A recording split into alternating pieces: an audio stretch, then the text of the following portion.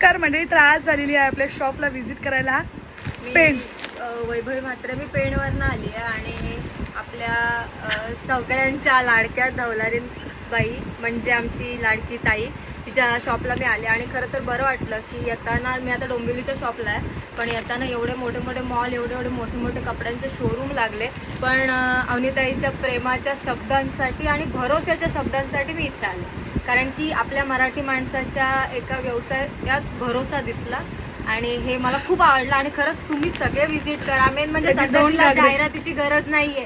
मी तुम्हाला हेही सांगते, तिला जाहिरातीची गरज नाहीये. अवनीताईचं नाव खरंच आपल्या महाराष्ट्रात होतंय आणि तिच्याकडे खूप लांब लांबना लोक येत आहेत. मीही माझ्यासाठी मी खरं 2 घागरे घेतलेत. मी 1 घेणार होते माझ्यासाठी, पण बहिणीसाठी पण घेतलाय. तुम्ही पण नक्की व्हिजिट करा.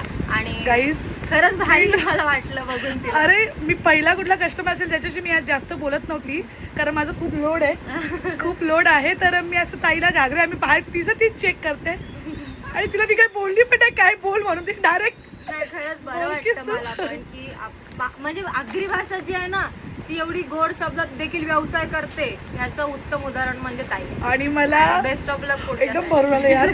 पहिला कस्टमर एवढा मनाने कौतुक. आणि मी तिला काही बोललीच नाही बोल म्हणून, तिचा मी पहिले इंट्रो करून देणार होती, तिने डायरेक्ट स्वतःच चालू केला.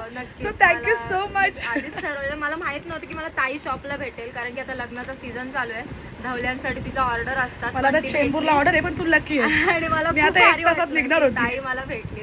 Thank you so much. थँक्यू.